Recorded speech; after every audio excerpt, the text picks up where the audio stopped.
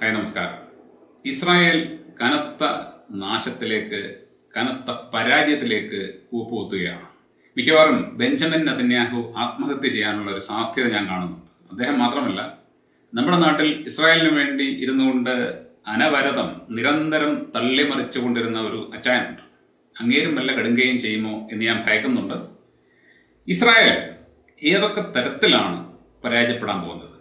Israel എന്തൊക്കെ ചെയ്തോ അവിടെ എല്ലാം അവർക്ക് പരാജയമാണ്. അതായത് സമ്പൂർണമായ ഒരു പരാജയത്തിലേക്കാണ് ഇസ്രായേൽ പോകുന്നത്. ഒന്നാമത്തെ പരാജയം എന്ന് പറയുന്നത്, ഇസ്രായേൽ ഗാസയിലേക്ക് കയറിക്കൂടിയതിൻ്റെ കാരണമായിട്ട് പറഞ്ഞെന്താണ്? ഞങ്ങൾ ഹമാസിനെ ഇല്ലാതാക്കും. ഇസ്രായേലിന് ഈ നിമിഷം വരെ ഹമാസിനെ ഇല്ലാതാക്കാൻ പറ്റിയിട്ടില്ലെന്ന് മാത്രമല്ല, അവരുടെ കൈകളിൽ നിന്നും ഹമാസിൻ്റെ നിയന്ത്രണം പോലും പോയി എന്നുള്ളതാണ് ഞാൻ മനസ്സിലാക്കുന്നത്. ഞാൻ എൻ്റെ മുമ്പുള്ള വീഡിയോയിൽ നിങ്ങളോട് പറഞ്ഞിരുന്നു, ഹമാസ് എന്ന് പറയുന്നത് ഇസ്രായേലിൻ്റെ തന്നെ സൃഷ്ടിയാണ്. അവർക്ക് പണം കൊടുത്ത് അവരെ വളർത്തിക്കൊണ്ടു വന്നിരുന്നത് ഇസ്രായേലും അമേരിക്കയും ചേർന്നാണ്. അവരുടെ ലക്ഷ്യം എന്ന് പറയുന്നത് പലസ്തീൻ ഒരിക്കലും സ്വന്തം രാജ്യമാകരുത്, അഥവാ അങ്ങനെ ആയിക്കഴിഞ്ഞാൽ അവിടെ ഒരു വിഘടിത വിഭാഗം നിലനിൽക്കണം. ആ വിഘടിത വിഭാഗമായിരുന്നു ഹമാസ്. പുറമേ ഹമാസ് ഫലസ്തീനു വേണ്ടി നിലപാടെടുക്കുന്നവരായിട്ട് നമ്മളെ കാണിക്കുന്നുണ്ട്, പക്ഷേ അവർ ഇസ്രായേലിന് വേണ്ടി മാത്രം പ്രവർത്തിക്കുന്നവരായിരുന്നു. ഞാൻ ഈ പറയുമ്പോൾ നിങ്ങൾ തിരിച്ചറിയണം, ഹമാസിൻ്റെ പോരാളികളെ കുറിച്ചല്ല ഞാൻ പറയുന്നത്. ഹമാസിൻ്റെ വിശ്വാസികളുണ്ട്. അതായത് ഫലസ്തീൻ സ്വതന്ത്രമാകണം എന്നുള്ളൊരു ആഗ്രഹം വെച്ചുകൊണ്ട് ഹമാസിൽ അംഗങ്ങളായി പടപൊരുതുന്ന സാധാരണക്കാരുണ്ട്. അവരെക്കുറിച്ചല്ല, അവരുടെ നേതാക്കളെക്കുറിച്ചാണ് പറയുന്നത്. അങ്ങനെയുള്ള രണ്ട് പ്രധാനപ്പെട്ട നേതാക്കൾ ഈ യുദ്ധത്തിനിടെ കൊല്ലപ്പെട്ടത് നമ്മൾ കണ്ടു. ഒന്ന് ഇസ്മായിൽ ഹാനിയ, രണ്ട് സിൻവർ. ഈ രണ്ടുപേരെയും കൊലപ്പെടുത്തിയത് ഇറാൻ ആണെന്നാണ് എൻ്റെ ബലമായ സംശയം. ഇസ്മായിൽ ഹാനിയുടെ കാര്യത്തിൽ എനിക്ക് അക്കാര്യത്തിൽ ഒരു സംശയമില്ല. ഹാനിയ കൊല്ലപ്പെടുന്നത് ഇറാനിൽ വെച്ചാണ്. ഇറാന്റെ ഒരു അതീവ സുരക്ഷാ മേഖലയിൽ വെച്ചാണ് ഹാനിയ കൊല്ലപ്പെടുന്നത്. ഹാനിയെ കൊന്നത് ഇസ്രായേലാണെന്ന് പലരും പറയുന്നുണ്ടെങ്കിലും ഇസ്രായേൽ ഒരിക്കലും ഞങ്ങൾ അയാളെ കൊന്നു എന്ന് ഈ നിമിഷം വരെ പറഞ്ഞിട്ടില്ല. തന്നെയുമല്ല, ഇറാന്റെ ആ മേഖലയിൽ ചെന്നിട്ട് അയാളെ കൊലപ്പെടുത്താൻ ഇസ്രായേലിനെന്നല്ല മറ്റൊരാൾക്കും സാധ്യമല്ല. എന്നാൽ ഇറാൻ ഒരിക്കലും ഞങ്ങൾ ഹാനിയെ കൊലപ്പെടുത്തി എന്ന് പറയാൻ പറ്റില്ല. കാരണം ഹമാസിലെ സാധാരണക്കാരായിട്ടുള്ള ആളുകൾ ഹാനിയെ നേതാവായിട്ട് കാണുന്നു. അയാൾ ഒരു ചതിയനാണെന്നുള്ളത് തിരിച്ചറിഞ്ഞ ഇറാൻ കൃത്യമായിട്ട് അയാളെ എക്സിക്യൂട്ട് ചെയ്തതാണെന്ന കാര്യത്തിൽ എനിക്ക് സംശയമില്ല. അതേപോലെ തന്നെ ഗാസയിൽ യുദ്ധം നടക്കുമ്പോൾ സുരക്ഷിതമായിട്ടിരുന്ന സിൻവറിനെ മാളത്തിൽ നിന്നും പുകച്ച് പുറത്തു ചാടിച്ചതും ഇറാൻ തന്നെയാണെന്ന് എനിക്ക് സംശയമുണ്ട്. അങ്ങനെ വരുമ്പോൾ ഇസ്രായേലിന്റെ നിയന്ത്രണത്തിലായിരുന്ന ഹമാസ് ഇപ്പോൾ ഇറാന്റെ നിയന്ത്രണത്തിലേക്ക് പോയിട്ടുണ്ട് എന്നത് നമുക്ക് ന്യായമായിട്ടും സംശയിക്കാം. അങ്ങനെയാണെന്നുണ്ടെങ്കിൽ അതും ഇസ്രായേലിനേറ്റ, അമേരിക്കയ്ക്കേറ്റ ശക്തമായ ഒരു തിരിച്ചടിയാണ്. ഇവരുടെ അടുത്ത പരാജയം എന്ന് പറയുന്നത്, ഹിസ്ബുള്ളയെ ഇല്ലാതാക്കും എന്ന് പറഞ്ഞാണ് അവർ ലെബനിലേക്ക് പോയത്. എന്നാൽ ഇന്നലത്തെ ദിവസം, അതായത് നവംബർ മാസം 24-ാം തീയതി, ഹിസ്ബുള്ള ഏതാണ്ട് 340 റോക്കറ്റുകളാണ് ഇസ്രായേലിലേക്ക് വിട്ടത്. ഇസ്രായേലിൽ ഉടനീളം ഈ റോക്കറ്റ് ആക്രമണം നാശനഷ്ടങ്ങൾ ഉണ്ടാക്കിയെന്നാണ് വിവിധ പത്രങ്ങൾ റിപ്പോർട്ട് ചെയ്യുന്നത്. എന്നാൽ പ്രധാനപ്പെട്ട പത്രങ്ങളൊക്കെ തന്നെ ഇസ്രായേലിൻ്റെയും അമേരിക്കയുടെ നിയന്ത്രണത്തിലായതുകൊണ്ട് ഇസ്രായേലിന് ഉണ്ടായ നാശനഷ്ടങ്ങളെക്കുറിച്ച് ഒരു കൃത്യമായ ചിത്രം നമുക്കൊരിക്കലും കിട്ടില്ല. പക്ഷേ പല പത്രങ്ങളും പറയുന്നത് ഇസ്രായേലിലെ ജനത ഒന്നടങ്കം പരിഭ്രാന്തിയിലാണെന്നാണ്. ഹിസ്ബുള്ള വിട്ട പല റോക്കറ്റുകളും പല ലക്ഷ്യസ്ഥാനങ്ങളിലും എത്തി കനത്ത നാശനഷ്ടങ്ങൾ ഉണ്ടാക്കിയിട്ടുണ്ട്. ഇസ്രായേലിന്റെ ചില പട്ടാള ക്യാമ്പുകൾ വരെ തകർന്നിട്ടുണ്ട്. ടെൽ അവീവിൽ ജനങ്ങൾ പരിഭ്രാന്തിയിലാണ്. ഹിസ്ബുള്ളയെ ഇല്ലാതാക്കുമെന്ന് പറഞ്ഞു പോയി അവിടെ യുദ്ധം ചെയ്യുന്ന ഇസ്രായേല് ലെബനോനിലെ കുറച്ച് പാവങ്ങളെയാണ് കൊന്നൊടുക്കുന്നത്.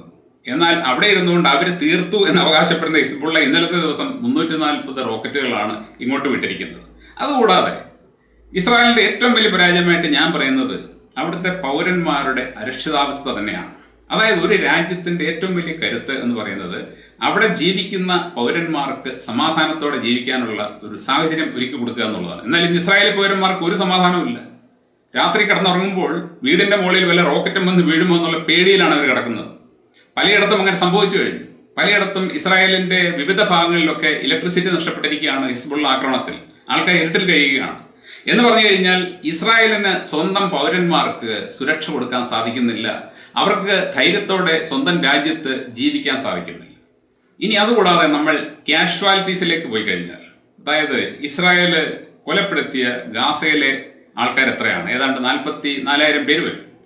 ഹമാസിനെ ഇല്ലാതാക്കും എന്ന് പറഞ്ഞു പോയിട്ട് ഇസ്രായേൽ കൊന്നത് മുഴുവൻ സാധാരണക്കാരായിട്ടുള്ള വ്യക്തികളെയാണ്. ഈ 44,000 പേരിൽ 70% കുട്ടികളും സ്ത്രീകളുമാണെന്നാണ് പറയുന്നത്. നമുക്കറിയാം, കുട്ടികളും സ്ത്രീകളും ഒന്നും ഹമാസിന് വേണ്ടി യുദ്ധം ചെയ്യുന്നവരല്ല. അവർ വീട്ടിൽ ജീവിക്കുന്നവരാണ്. അപ്പോൾ ഏതാണ്ട് 31,000-ഓളം സ്ത്രീകളും കുട്ടികളുമാണ് കൊല്ലപ്പെട്ടത്. ബാക്കി 13,000 പേരാണ് പുരുഷന്മാരായിട്ടുള്ളത്. ഈ 13,000 പേരിൽ എത്ര പേരുണ്ട് ഹമാസിന് വേണ്ടി ഫൈറ്റ് ചെയ്യുന്നവർ? ചുരുക്കം 10-100 പേര് കാണും. ബാക്കി എല്ലാവരും സാധാരണ കുടുംബനാഥന്മാരാണ്.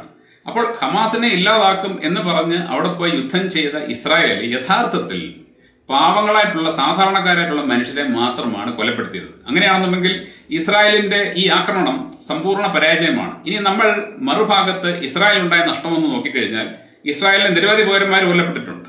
സാധാരണക്കാരായിട്ടുള്ള നിരവധി പൗരന്മാർ കൊല്ലപ്പെട്ടിട്ടുണ്ട്. ഒരുപാട് പേർക്ക് പരിക്കേറ്റിട്ടുണ്ട്. അതിലവിടെ നിൽക്കട്ടെ.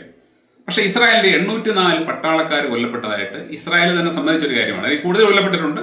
പക്ഷെ അവർ പറഞ്ഞു 804 പട്ടാളക്കാർ ഇതുവരെ ഗാസ ആക്രമണത്തിൽ കൊല്ലപ്പെട്ടിട്ടുണ്ട്. ഇസ്രായേലിൽ മൊത്തം 98 ലക്ഷത്തോളം ജനങ്ങളുണ്ട്. ഈ 98 ലക്ഷം ജനങ്ങളുടെ സുരക്ഷ ഏതാണ്ട് 1,70,000 പട്ടാളക്കാരാണ് നോക്കുന്നത്.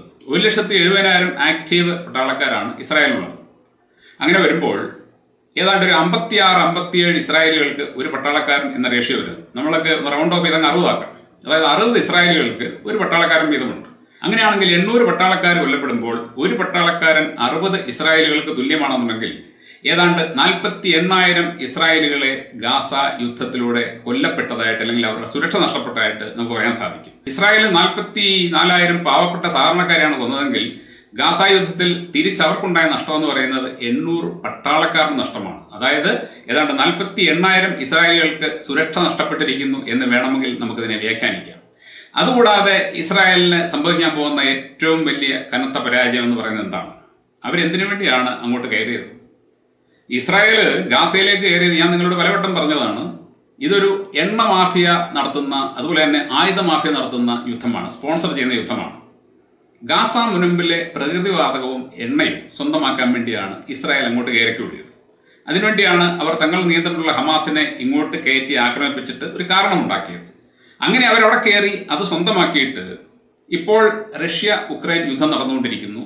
റഷ്യ കൈവശം വെച്ചുകൊണ്ടിരുന്ന യൂറോപ്യൻ മാർക്കറ്റ് സ്വന്തമാക്കിയിട്ട് അവിടേക്ക് ഇത് സപ്ലൈ ചെയ്യാം എന്നുള്ളൊരു മോഹം വെച്ചുകൊണ്ടാണ് ഈ കളിയെല്ലാം കളിച്ചത്.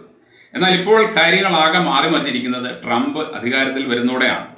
ട്രംപ് യുദ്ധം നിർത്തൽ ചെയ്യുമെന്ന് പറഞ്ഞു. അതുകൂടാതെ അമേരിക്ക ഇതുവരെ പല രാജ്യങ്ങളെയും സഹായിച്ചിട്ടുണ്ട്. ഉദാഹരണത്തിന് ഇസ്രായേലിനെ സഹായിക്കുന്നുണ്ട്, ഉക്രൈനെ സഹായിക്കുന്നുണ്ട്. ഇങ്ങനെ പുറത്തുള്ള രാജ്യങ്ങളുമൊക്കെ ട്രംപ് സഹായിക്കില്ല എന്ന് ആൾറെഡി തന്നെ പറഞ്ഞു കഴിഞ്ഞു. അമേരിക്കക്കാരുടെ കാര്യം മാത്രമേ ഞാൻ നോക്കിയുള്ളൂ.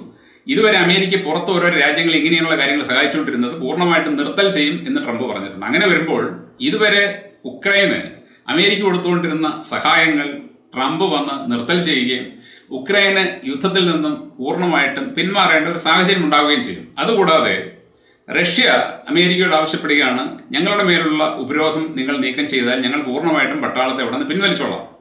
അങ്ങനെ അമേരിക്ക റഷ്യയുടെ ഉപരോധം നീക്കുകയും റഷ്യ ഉക്രൈനിൽ നിന്ന് പിന്മാറുകയും ചെയ്തു കഴിയുമ്പോൾ വീണ്ടും ഈ യൂറോപ്യൻ മാർക്കറ്റ് റഷ്യയുടെ കൈകളിലേക്ക് തന്നെ തിരികെ ചെല്ലും. അതിനുള്ള സാധ്യത 100% തന്നെയുണ്ട്. അങ്ങനെ റഷ്യയുടെ കൈകളിലേക്ക് വീണ്ടും ആ യൂറോപ്യൻ മാർക്കറ്റ് ചെയ്തു കഴിഞ്ഞാൽ ഇത്രയും നാൾ ഇസ്രായേൽ നടത്തിക്കൊണ്ടിരുന്ന സകല നീക്കങ്ങളും വെറുതെയാകും. അവർ പുറമേ പറഞ്ഞ ഹമാസിനെ തീർക്കാനെന്നുള്ള അവരുടെ ഗീർവാണം നടന്നില്ല എന്നുള്ളത് നാട്ടുകാർക്ക് മൊത്തം അറിയാം, ലോകത്തിന് മൊത്തം അറിയാം. അതൊരിക്കലും സാധിച്ചിട്ടില്ല എന്നറിയാം. എന്നാൽ അവരുടെ ഗൂഢലക്ഷ്യമായിരുന്ന ഇതും നടക്കാതെ വരുമ്പോൾ യഥാർത്ഥത്തിൽ ഇസ്രായേലിന് ഉണ്ടാകാൻ പോകുന്ന പരാജയം എന്ന് പറയുന്നത് ഡബിൾ പരാജയമാണ്. അതായത് അവരുടെ ഗൂഢലക്ഷ്യവും നടന്നില്ല, പ്രഖ്യാപിത ലക്ഷ്യവും നടന്നില്ല. അതുകൂടാതെ ഇസ്രായേലിന് നേരിട്ടിരിക്കുന്ന ഏറ്റവും വലിയ തിരിച്ചടി അവിടുത്തെ പട്ടാളക്കാരുടെ മാനസിക നില ആകെ തകരാറിലായിരിക്കുന്നു എന്ന വാർത്തയാണ്. അതായത് ഗാസയിൽ നിന്നും ലെബനനിൽ നിന്നും ഈ പട്ടാളക്കാർ നേരിടുന്ന ശക്തമായ തിരിച്ചടി അവരുടെ മനസ്സുകളെ പൂർണ്ണമായിട്ട് തകർത്തിരിക്കുകയാണ്. അവരുടെ ആത്മവിശ്വാസം നഷ്ടപ്പെട്ടിരിക്കുകയാണ്. ആയിരക്കണക്കിന് പട്ടാളക്കാരാണ് ഇസ്രായേലിലെ ആശുപത്രികളിൽ പോയിട്ട് മാനസിക പ്രശ്നത്തിന് ചികിത്സ തേടുന്നതായിട്ട് വാർത്തയിലുള്ളത്.